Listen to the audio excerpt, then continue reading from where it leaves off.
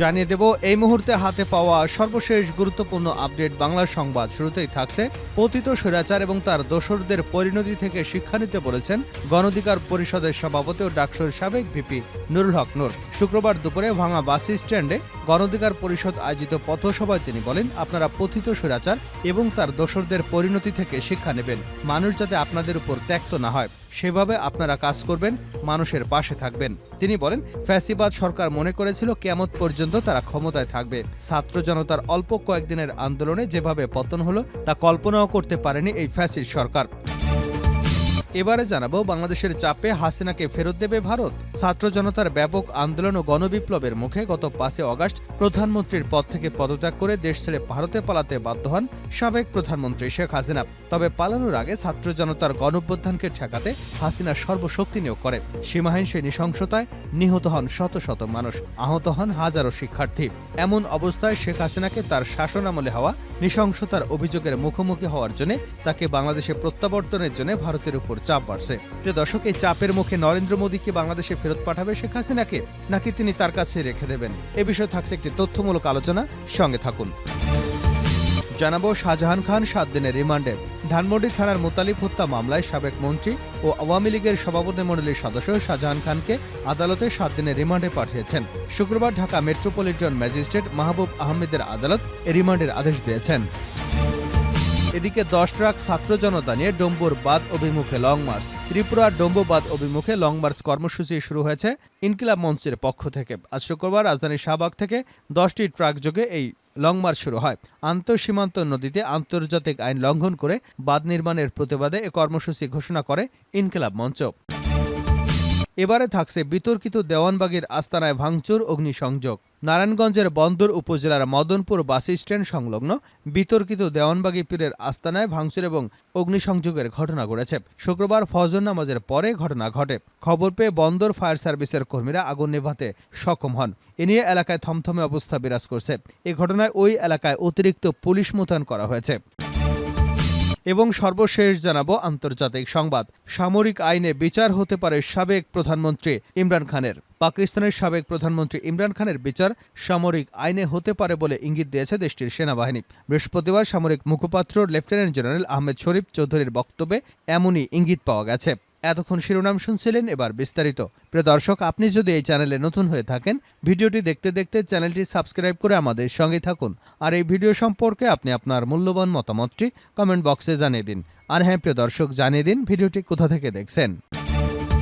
পতিত স্বৈরাচারের পরিণতি থেকে শিক্ষা নিন ভিপি নূর। পতিত স্বৈরাচার এবং তার দোসরদের পরিণতি থেকে শিক্ষা নিতে বলেছেন গণ অধিকার পরিষদের সাবেক সভাপতি ডাকসুর ভিপি নুরুল হক নূর। শুক্রবার দুপুরে ভাঙা বাস স্ট্যান্ড গণ অধিকার পরিষদ আয়োজিত পথসভায় তিনি বলেন, আপনারা পতিত স্বৈরাচার এবং তার দোসরদের পরিণতি থেকে শিক্ষা নেবেন। মানুষ যাতে আপনাদের উপর ত্যক্ত না হয় সেভাবে আপনারা কাজ করবেন, মানুষের পাশে থাকবেন।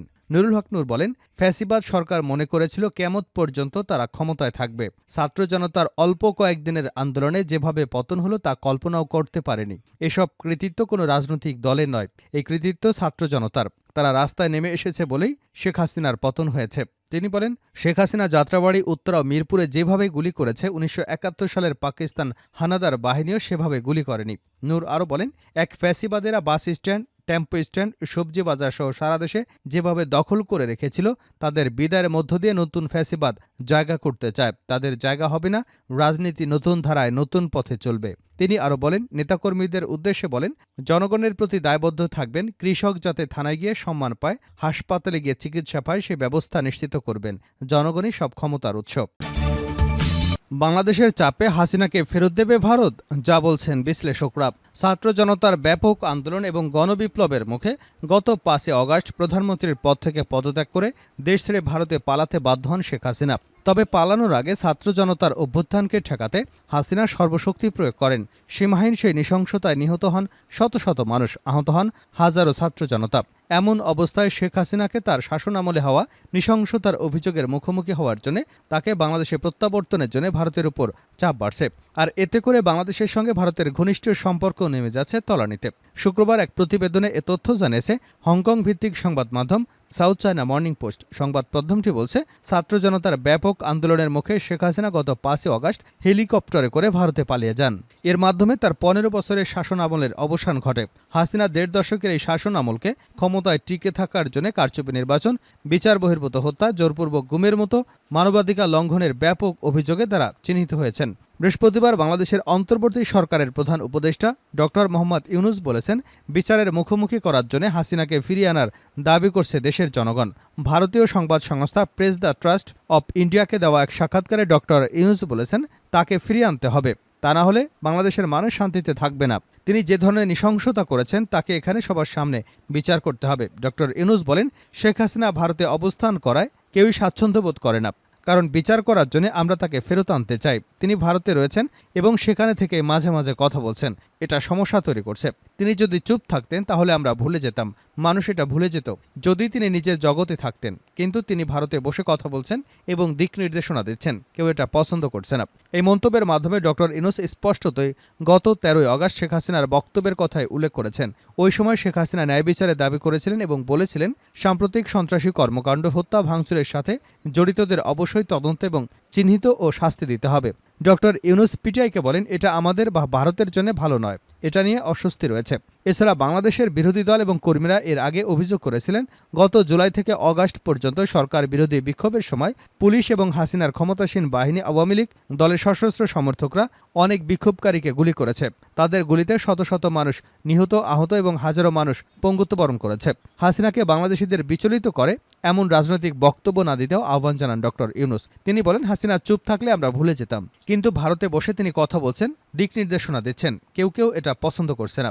বিশ্লেষকরা বলছেন, অধ্যাপক ডক্টর ইউনুসের বিবৃতিটি বাংলাদেশের রাজনৈতিক পরিস্থিতির উপরই আলোকপাত করছে, কিন্তু তার দাবিতে রাজি হয়ে হাসিনাকে নয়াদিল্লি বাংলাদেশের হাতে তুলে দেবে এমন সম্ভাবনা খুবই কম। হরিয়ানার জিন্দাল গ্লোবাল ইউনিভার্সিটির আন্তর্জাতিক বিষয়ক অধ্যাপক শ্রীরাধা তত্ত্ব বলেন, ভারত হাসিনাকে বাংলাদেশের কাছে হস্তান্তর করবে এমন সম্ভাবনা খুবই কম। যা হয়েছে তা হলো, এখন বাংলাদেশের প্রতিটি কর্মকর্তা এবং স্টক হোল্ডার শেখ হাসিনা বিরোধী এবং ভারত বিরোধী অবস্থান নিতে চায়। অবশ্য গত শুক্রবার বাংলাদেশের অন্তর্বর্তী সরকারের পক্ষ থেকে হাসিনাকে ফেরত চাওয়া হলে তেমন ক্ষেত্রে প্রত্যাবর্তনের সম্ভাবনা সম্পর্কে দিল্লিকে জিজ্ঞাসা করা হয়েছিল। তবে ভারতের পররাষ্ট্র মন্ত্রণালয়ের মুখপাত্র রণধীর জয়সওয়াল সে সময় বলেন, হাসিনাকে প্রত্যাবর্তনের বিষয়টি এখনও অনুমান নির্ভর প্রশ্ন। সে সময় তিনি আরও বলেন, আমরা আগেই বলেছি, বাংলাদেশের সাবেক প্রধানমন্ত্রী নিরাপত্তার কারণে খুব অল্প সময়ের নোটিশে ভারতে এসেছিলেন। এ বিষয়ে আমাদের আর কিছু বলার নেই। এছাড়া গত মাসে সংসদীয় অধিবেশন চলাকালীন ভারতের রাজনৈতিক দলগুলো দ্ব্যর্থহীনভাবে হাসিনা নিরাপত্তার পক্ষে অবস্থান নিয়েছিল এবং ভারতে তার আশ্রয় দেওয়ার সিদ্ধান্তকেও সমর্থন করেছিল। আওয়ামী লীগ নেতা শাহজাহান 7 দিনের রিমান্ডে। ধানমন্ডি থানার মুতালিব হত্যা মামলায় সাবেক মন্ত্রী ও আওয়ামী লীগের সভাপতিমণ্ডলীর সদস্য শাহজাহান খানকে আদালতে 7 দিনের রিমান্ডে পাঠিয়েছে আদালত। শুক্রবার ঢাকার মেট্রোপলিটন ম্যাজিস্ট্রেট মাহবুব আহমেদ এ রিমান্ডের আদেশ দিয়েছেন। এদিন শাহজাহান খানকে আদালতে হাজির করে পুলিশ।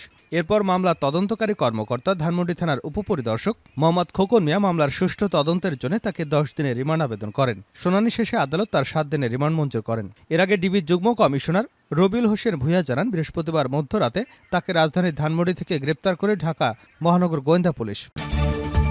10 ট্রাক ছাত্র জনতা নিয়ে ডম্বুর বাঁধ অভিমুখে লং মার্চ। ত্রিপুরার ডম্বুর বাঁধ অভিমুখে লং মার্চ কর্মসূচি শুরু করেছে ইনকিলাব মঞ্চ। শুক্রবার রাজধানীর শাহবাগ থেকে 10টি ট্রাক যোগে শুরু হয় এই লং মার্চ। আন্তঃসীমান্ত নদীতে আন্তর্জাতিক আইন লঙ্ঘন করে বাঁধ নির্মাণের প্রতিবাদে এ কর্মসূচি ঘোষণা করে ইনকিলাব মঞ্চ। লং মার্চে যোগ দিতে সকাল থেকেই শাহবাগে বহু শিক্ষার্থী ও নানা শ্রেণী পেশার মানুষ জড়ো হন। পরে সংক্ষিপ্ত সমাবেশ করে ট্রাক যোগে লং মার্চ শুরু করে ইনকিলাব মঞ্চ। সংগঠনের মুখপাত্র শরীফ ওসমান হাদিব বলেন, দেশ আজ গণঅভ্যুত্থানের মধ্য দিয়ে নতুন এক দিগন্তে উপনীত হয়েছে। ফ্যাসিস্ট আওয়ামী লীগ অবৈধভাবে ক্ষমতায় থাকাকালে ভারতের আগ্রাসনের বিরুদ্ধে জনগণ আওয়াজ তোলার সাহস করেনি। আমরা দেখতে পাচ্ছি, ভারত পানি সন্ত্রাসের মাধ্যমে বাংলাদেশের মানুষের উপর প্রতিনিয়ত সীমাহীন জুলুম করেই যাচ্ছে। জানা যায়, এই লং মার্চ প্রথমে যাত্রাবাড়ি চৌরাস্তায় পথসভা করবে, পরে দুপুর 2টায় কুমিল্লার চান্দিনায় একটি পথসভা করবে। এরপর বিকাল 4টায় কুমিল্লা টাউন হলে বিশাল সমাবেশ অনুষ্ঠিত হবে। সেখান থেকে পদযাত্রা নিয়ে বিবির বাজারে পৌঁছাবে মার্চটি। এদিকে ভারতের পানি সন্ত্রাসের প্রতিবাদে ইনকিলাব মঞ্চ 5 দফা দাবি জানিয়েছে, যার মধ্যে রয়েছে অতি দ্রুত তিস্তা মহাপরিকল্পনা বাস্তবায়নের উদ্যোগ নেওয়া, জাতিসংঘ পানি প্রবাহ কনভেনশন 1997-এর অস্তিত্বের অনুস্বাক্ষর করা, এ কনভেনশন অনুযায়ী ভাটির দেশ হিসেবে বাংলাদেশ ক্ষতিগ্রস্ত হওয়ায় উজানে দেশের কাছে ক্ষতিপূরণ দাবি করা, আন্তঃসীমান্ত নদীর তুলনা তালিকা প্রণয়নের উদ্যোগ নেওয়া, ৫৪টি আন্তঃসীমান্ত নদীর অববাহিকা ভিত্তিক পানি বণ্টনে সব পন্থাকে অন্তর্ভুক্ত করা এবং ভারতের সব অবৈধ বাঁধ উচ্ছেদের দাবিতে আন্তর্জাতিক ফোরামকে অন্তর্ভুক্ত করা। শেষ করছে আন্তর্জাতিক সংবাদ দিয়ে। সামরিক আইনে বিচার হতে পারে ইমরান খানের। পাকিস্তানের সাবেক প্রধানমন্ত্রী ইমরান খানের বিচার সামরিক আইনে হতে পারে বলে ইঙ্গিত দিয়েছে দেশটির সেনাবাহিনী।